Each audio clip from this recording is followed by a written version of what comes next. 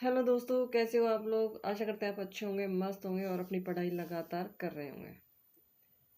आज हम पढ़ेंगे अपना हिंदी व्याकरण का अगला टॉपिक सर्वनाम। और सर्वनाम में अ, सर्वनाम किसे कहते हैं, सर्वनाम के कितने भेद होते हैं, सर्वनाम की क्या परिभाषा है, इसका अर्थ क्या है, ये सब आज हम पढ़ेंगे।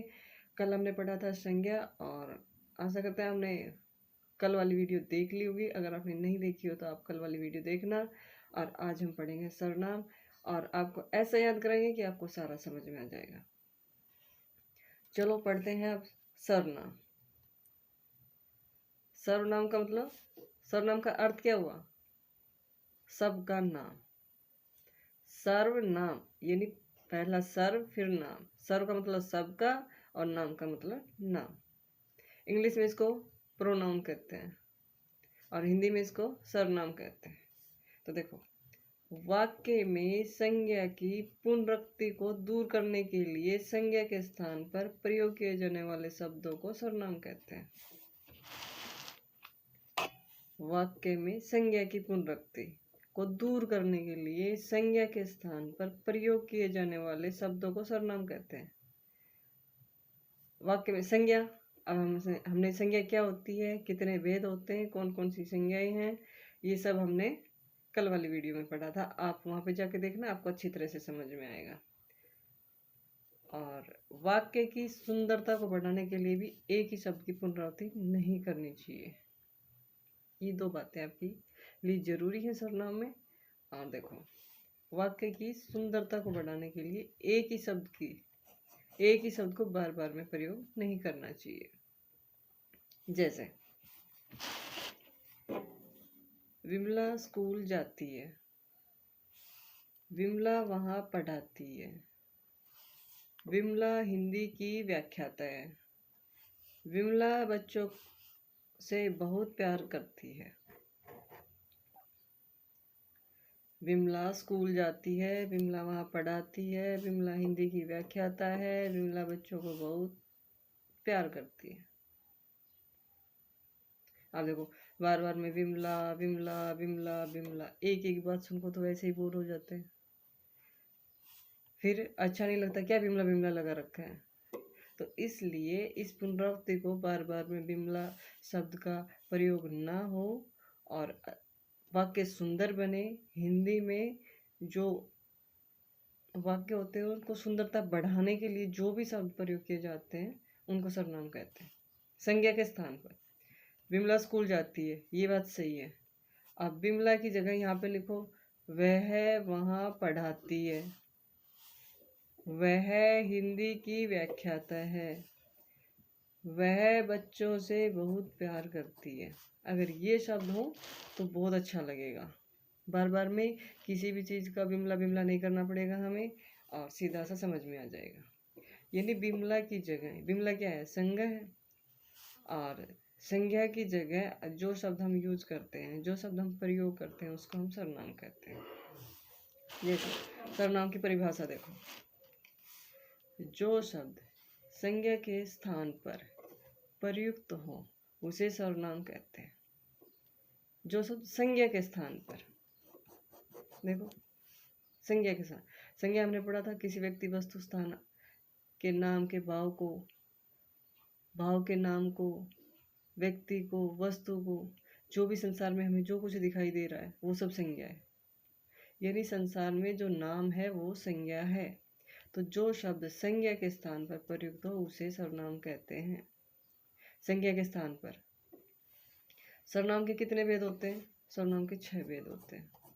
सर्वनाम के कितने भेद होते हैं? 6 भेद होते हैं। देखो, पहला पुरुषवाचक सर्वनाम, दूसरा निजवाचक सर्वनाम, तीसरा निश्चयवाचक सर्वनाम, चौथा पर्सनवाचक सर्वनाम, पांचवा अनिश्चयवाचक सर्वनाम और छठा संबंधवाचक सर्वनाम। पुरुषवाचक सर्वनाम, निजवाचक सर्वनाम, निश्चयवाचक सर्वनाम, पर्सनवाचक सर्वनाम, अनिश्चयवाचक सर्वनाम और संबंधवाचक सर्वनाम। ये 6 भेद हो गए जो सर्वनाम के हैं। यानी संज्ञा की जगह हम 6 तरह के शब्दों का प्रयोग करते हैं।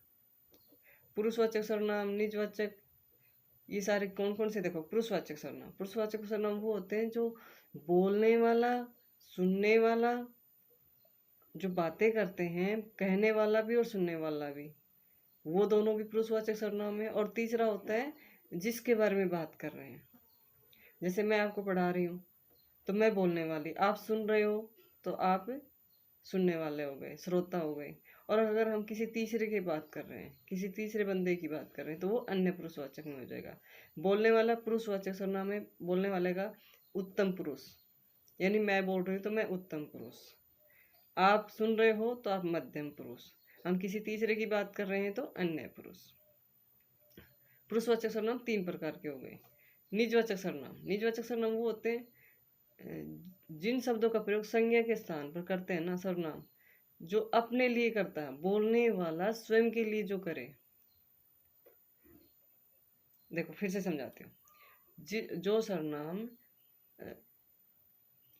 शब्द हम यूज करेंगे, जो सर्वनाम शब्द हम प्रयोग करेंगे वाक्य में, इसमें बोलने वाला वक्ता अपने लिए ही जिन शब्दों का प्रयोग करता है, जैसे मैं अपने आप पढ़ लूँगा, मैं अपने आप चला जाऊँगा, तो अपने आप किसके लिए कह रहा है? खुद के लिए तो कह रहा है।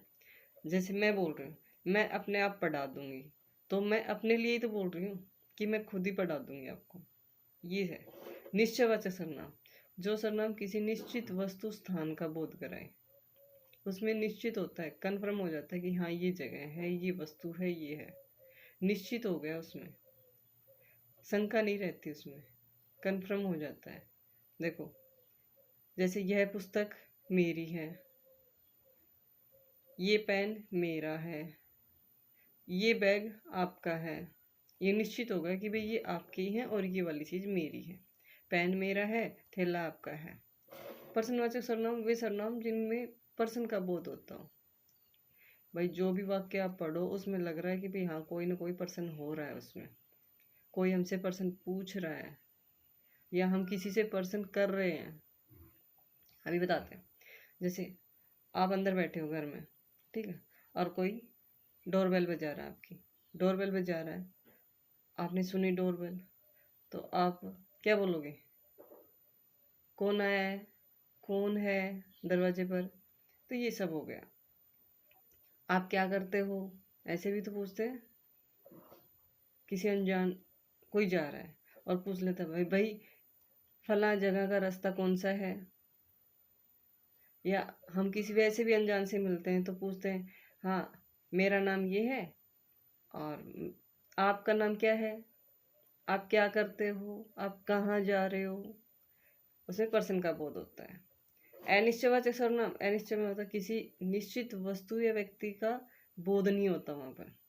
यहाँ पे कन्फर्म होता है, कन्फर्म होता है, निश्चित हो गया तो निश्चित होगा तो निश्चयवाचक सर्वनाम। अगर किसी व्यक्ति वस्तु का निश्चित नहीं है, अनिश्चय की स्थिति बनी हुई है, हमें संदेह रहता है कि ये है भी या नहीं है, तो वहां पे अनिश्चयवाचक सर्वनाम। और संबंधवाचक सर्वनाम वो सर्वनाम होते हैं जो किसी दो बातों को और एक साथ उन दोनों में संबंध बता दें। दो अलग अलग बातें होती हैं लेकिन उनमें कुछ न कुछ संबंध होता है।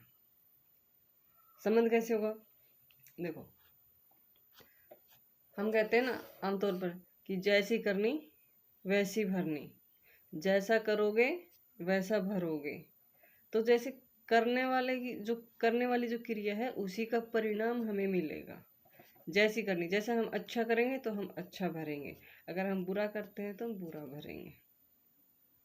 अगर हम कोई अच्छा काम करते हैं तो हमें भलाई मिलती है, अगर हम कोई बुरा काम करते हैं तो हमें बुराई मिलती है। तो जो काम कर रहे हैं उसके ऊपर डिपेंड करता है कि आप क्या कर रहे हैं।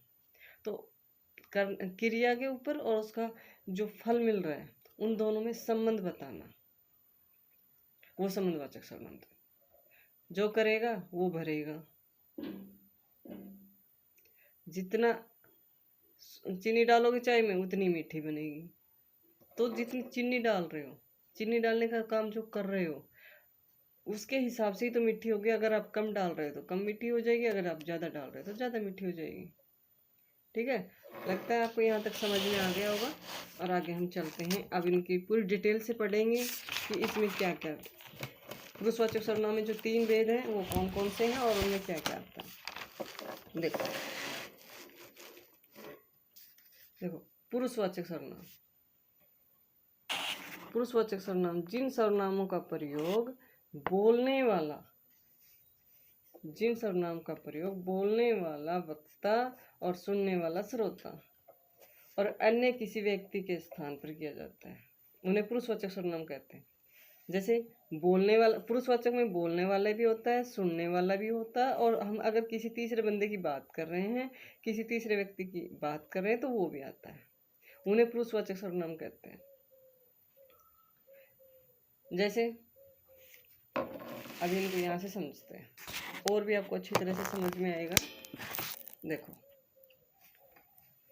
पुरुषवाचक सर्वनाम के भेद 3 होते हैं, इसमें बोलने वाला, सुनने वाला और तीसरा बंदा।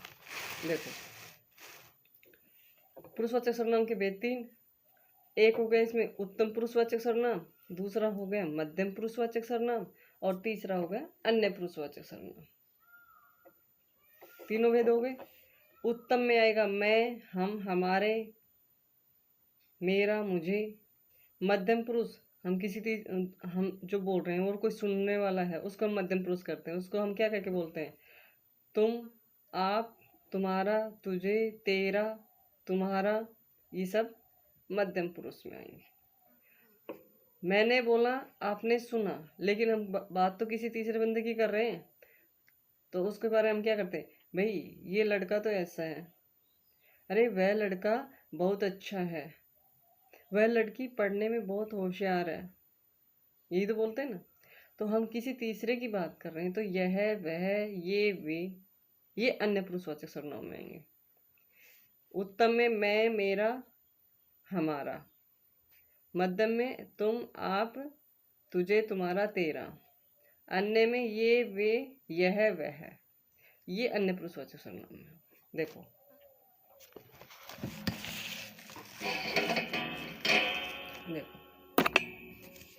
यहाँ पे हम देखते हैं,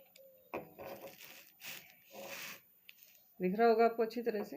देखो उत्तम पुरुषवाचक सर्वनाम वे सर्वनाम जिनका प्रयोग बोलने वाला व्यक्ति स्वयं के लिए करता है। बोलने वाला यानी फर्स्ट पर्सन, इंग्लिश में समझो तो फर्स्ट पर्सन, और फर्स्ट पर्सन को हिंदी में क्या कहते हैं? उत्तम पुरुषवाचक सर्वनाम। बोलने वाला खुद के लिए करता है। मैं शब्द अगर मैं यूज कर रही तो मैं मेरे लिए तो करूँगी। आप बोल रहे हो और आप अपने लिए करोगे तो आप भी मैं बोलोगे। मैं मेरे लिए बोल रही तो मैं, मुझे, मेरा, हमारा, हमारे, ये शब्द उत्तम पुरुषवाचक सर्वनाम में आते हैं। जैसे मैं पढ़ रहा हूँ, यह मेरा घर है, हमारा घर बहरोड में है, आप मुझे मेरा पेन दे दो। ये सब क्या है? उत्तम पुरुषवाचक सर्वनाम में है। यानी जो सर्वनाम बोलने वाला खुद के लिए करता है, वे सर्वनाम जिनका प्रयोग बोलने वाला खुद के लिए करता है। मैं, मेरा, मैं वैसे तो सबके लिए होता है, लेकिन जो बोलेगा उसी के लिए तो है। अब मैं बोल रही तो मैं खुद के लिए यूज कर रही, आप बोलोगे तो आप मैं खुद के लिए यूज करोगे।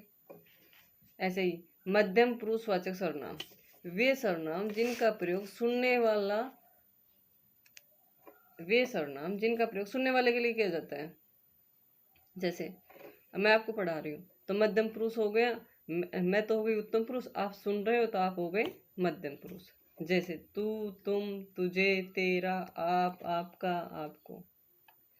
मैं आपको बोल रही हूँ आप ये टॉपिक कल याद करके लाना, हम इसमें से आपको क्वेश्चन कराएंगे, क्यूज कराएंगे, तो आप उस टॉपिक को पढ़ के आओगे।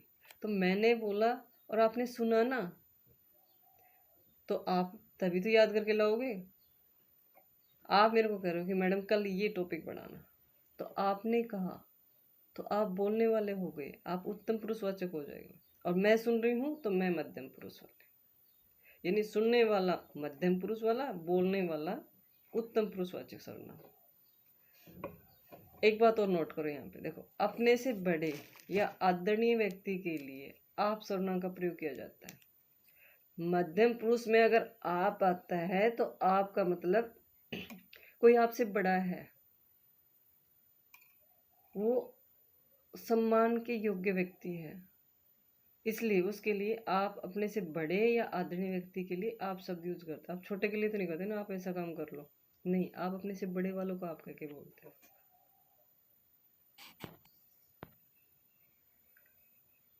हो गए यहाँ तक? चलो आगे पढ़ते हैं।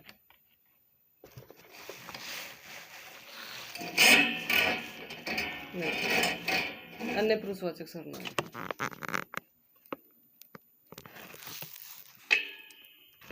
देखो, वे सर्वनाम जिनका प्रयोग बोलने वाला व्यक्ति और सुनने वाला व्यक्ति जो बातें करते हैं किसी तीसरे बंदे के बारे में। देखो, वे सर्वनाम जिनका प्रयोग बोलने वाला तथा सुनने वाला व्यक्ति किसी अन्य व्यक्ति के लिए प्रयुक्त करते हैं, अन्य व्यक्ति के लिए, जैसे वह, वे, उन्हें, उसे, इसे, ये, वे। अब उदाहरण से समझाते हैं। जैसे अभी मैं कह रही हूँ कि सीमा तो पूरी कक्षा में 1 नंबर पर आती है, या ऐसे बोलें कि सीमा लड़की बहुत होशियार है, वह बहुत मेहनती है। अब हमने कहा वह बहुत मेहनती है, तो वह कौन? सीमा लड़की तो है, उसी के बारे में तो बात हो रही है। राम बहुत अच्छा लड़का है, तो राम बहुत अच्छा लड़का है। वह सबका भला करता है, तो ये वह शब्द आया। राम तो हो गए संज्ञा, और राम की जगह जो हमने वह शब्द किया यूज, वह सब जो हम प्रयोग करते हैं वह आता है किसी तीसरे बंदे के लिए। अन्य पुरुषवाचक सर्वनाम में जो यह वह आता है उसके लिए जरूरी नहीं होता है कि बंदा सामने ही हो, वो हमारे सामने नहीं होता तो भी हम उसकी बातें करते हैं, चाहे वो अच्छा हो या बुरा हो। अगला हम पढ़ते हैं निजवाचक सर्वनाम। वे सर्वनाम शब्द जिन्हें बोलने वाला कर्ता स्वयं अपने लिए करता है। वे सर्वनाम शब्द जिन्हें बोलने वाला कर्ता स्वयं अपने लिए प्रयोग करता है, जैसे आप, अपना, स्वयं, खुद। देखो अभी समझाते हैं। मैं अपने आप पढ़ लूंगा, आप बोलते हो मैं अपने आप पढ़ लूंगा, तो पढ़ने का काम कौन कर रहा है? आप ही तो कर रहे हो, खुद ही तो कर रहे हो। या मैं बोलती हूँ मैं अपने आप पढ़ लूंगी, तो मैं जो पढ़ने का काम कर रही हूँ वो खुद करूँगी, इसमें किसी और का कोई काम नहीं होता। निजवाचक है, निज का मतलब होता है निजी मामला नहीं बोलते, हाँ ये हमारा निजी मामला है। निज वाला मतलब खुद का होता है, स्वयं का होता है, उसमें कोई तीसरा बंदा नहीं होता, कोई दूसरा बंदा नहीं होता, उसमें करने वाला खुद ही करता होता है। देखो मैं अपने आप पढ़ लूँगा, यानी मैं जो पढ़ने का काम कर रहा हूँ वो अपने आप कर लूँगा। तुम अपनी पुस्तक पढ़ो, तुम किसके लिए आए? सुनने वाले के लिए आ रहा है ना। जैसे मैं बोल रही हूँ आपसे तुम अपनी पुस्तक पढ़ो, तो मैं तो कहने वाली हो गई, मैं तो उत्तम पुरुष हो गई। और तुम आप मेरे सामने तो आपको ही तो बोल रही हो तुम अपनी पुस्तक पढ़ो। अपनी यानी ये जो शब्द है अपनी, ये शब्द तुम इसके लिए आया है, तुम अपनी पुस्तक पढ़ो। अपने आप, ये अपने आप मैं के लिए आया है। तो जो बोलने वाला बंदा होता है वो अपने आप के लिए जिन शब्दों का प्रयोग करता है, अपने खुद के लिए, जैसे मैं खुद चला जाऊंगा, इसका मतलब ये है कि आप परेशान मत होइए, मैं खुद चला जाऊंगा। ठीक है, ये निजवाचक सर्वनाम में हो गया, आप, अपना, स्वयं, खुद आदि। निश्चयवाचक सर्वनाम तीसरा आता है निश्चयवाचक सर्वनाम। निश्चयवाचक सर्वनाम, निश्चयवाचक सर्वनाम वे सर्वनाम जो किसी निश्चित व्यक्ति या वस्तु का बोध कराते हो।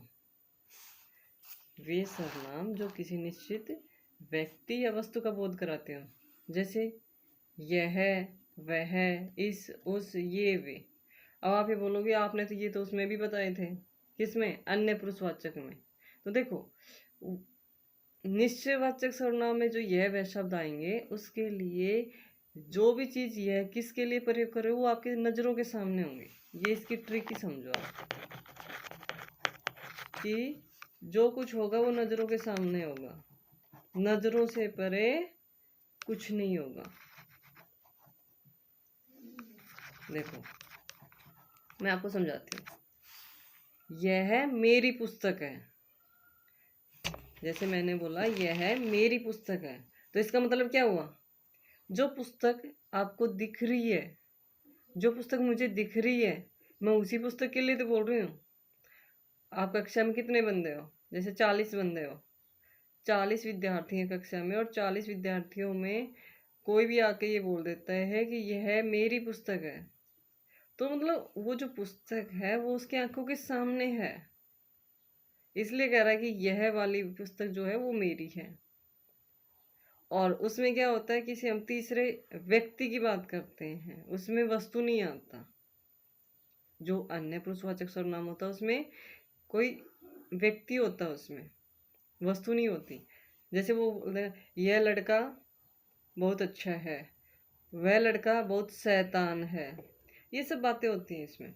और यह मेरी पुस्तक है, इसमें मतलब जो भी आप इशारा करोगे ऐसे करोगे कि ये वाली पुस्तक मेरी है, नहीं ये वाली कलम है ये आपकी है, ये वाली कलम मेरी है, ये कुर्सियाँ आपकी हैं, तो ये क्या हो गया? उसमें ये कुर्सियाँ, ये कलम, ये पुस्तक आपके नज़रों के सामने हैं।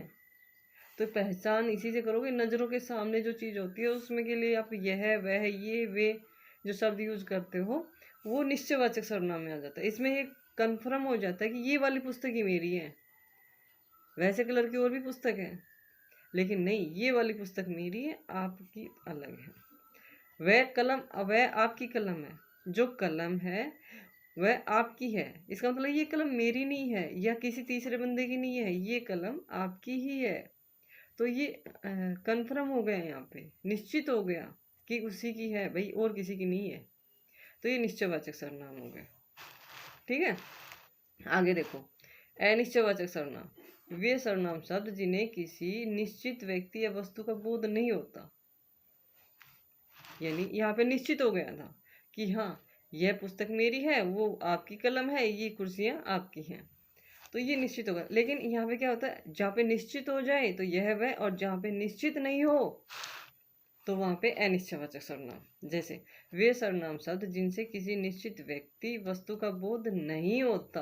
देखो यहाँ पे नहीं लिखा है, वहाँ पे नहीं है, यहाँ पे नहीं है, नहीं होता, बल्कि अनिश्चय की स्थिति बनी होती है, यानी कन्फ्यूजन बना रहता है, वहाँ पे अनिश्चयवाचक सर्वनाम। जैसे कोई, कुछ और किसी ने, अगर ये शब्द आते हैं तो आप वहाँ पे अनिश्चयवाचक सर्वनाम करो। आपको इन सब में जो ये लिख रखे हैं ना उदाहरण वाले, ये रट लेने हैं, और रटोगे क्या, आप सीधे नॉर्मल भी बात करते हो तो भी आपको समझ में आ जाता है। जैसे कोई आया है, यानी कोई आया है, ये फिक्स नहीं है, भाई आया है, बहन आया है, चाचा आया है, ताऊ आया है, या कोई अनजान व्यक्ति आया है। इसमें लिखा कोई आया है, कुछ भी नहीं पता, लेकिन इतना पता है कि आया तो जरूर है। कोई आया है, तो ये अनिश्चयवाचक सर्वनाम।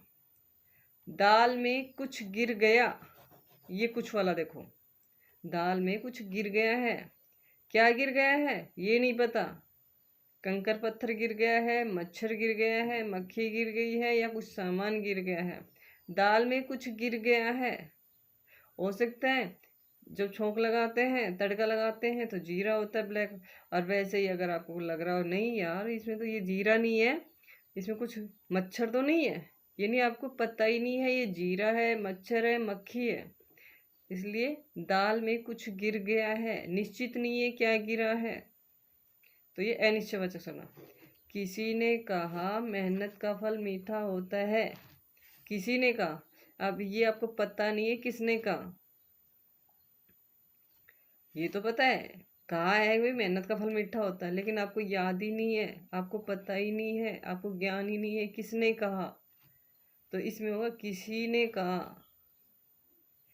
किसने कहा, राम ने कहा, श्याम ने कहा, राधा ने कहा, सीमा ने कहा, हरिओम ने कहा, किसने कहा, ये कुछ भी नहीं पता।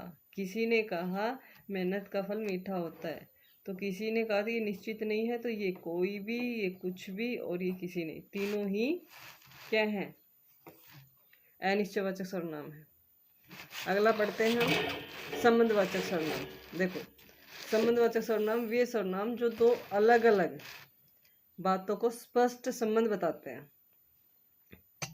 वे सर्वनाम जो दो अलग अलग बातों के स्पष्ट संबंध को व्यक्त करते हैं। जैसे दो बातें हैं और उन दोनों में संबंध हो जाता है और एक संबंध दूसरे संबंध से रिलेटेड है, एक की वजह से दूसरा काम हो रहा है।